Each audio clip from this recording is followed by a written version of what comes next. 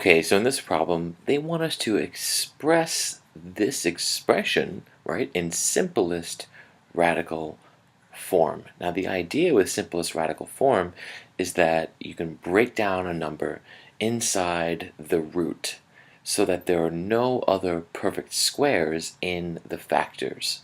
So what that means is, let's look at this right here. So 5 radical 12. What does this mean? Well, 5 radical 12 means 5 groups of radical 12, or 5 times radical 12. Now, radical 12 is the square root of 12, and that's not a perfect square. But we're trying to get all the factors of 12 that are perfect squares and take the square roots of those factors. And here, right, 12 is equal to what? Well, I know that 12 equals 4 times 3. So we can think of the square root of 12 as what? Well, the square root of 4 times the square root of 3. That's the same thing as the square root of 12. And we're multiplying this by 5. So I haven't changed anything here, I'm just rewriting it.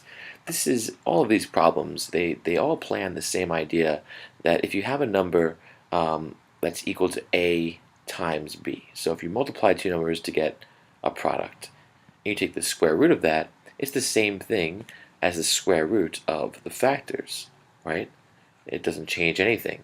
So 12 is really, you can think of that as 4 times 3, or A times B, and that's the same thing as the square root of 4 times the square root of 3.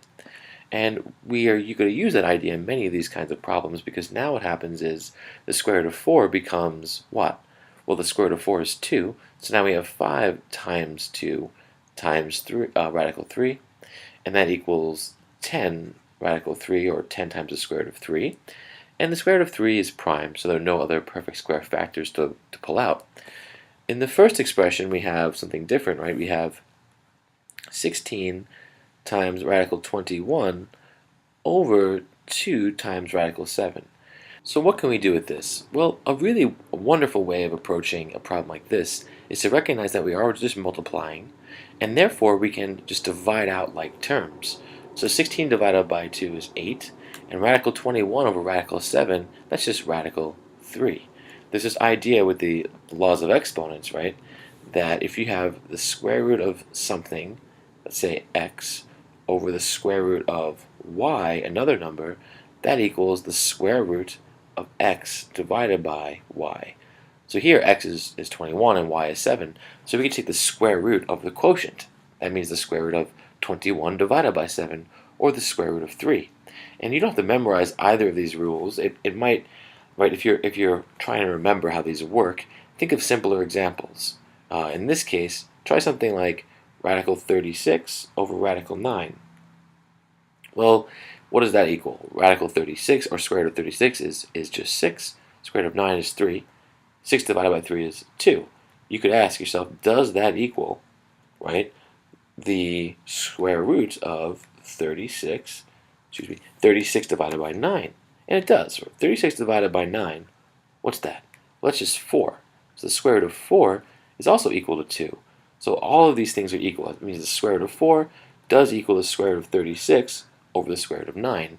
So these kind of laws that help you manipulate these radicals can be deduced quickly by using friendly perfect squares like 36 and 9, or other perfect squares that are multiples of each other. All that being said, we're basically done. But instead of the first fraction, we have 8 times the square root of 3. And instead of the second fraction, we have 10 times the square root of 3. So here what we have is 8 square roots of 3 minus 10 square roots of 3. And that's just negative 2 square roots of 3. And that's our answer. You could think of it as 8x minus 10x, which would also be negative 2x. But when we're adding or subtracting with square roots, and the roots are the same, radical 3 and radical 3, we just look at the number here, the factor, next to the root, and add or subtract those. And that's what I did here. 8 minus 10 is negative 2, and that's how many groups of radical 3 we have. So the radical 3 remains unchanged. All right, hope this helped.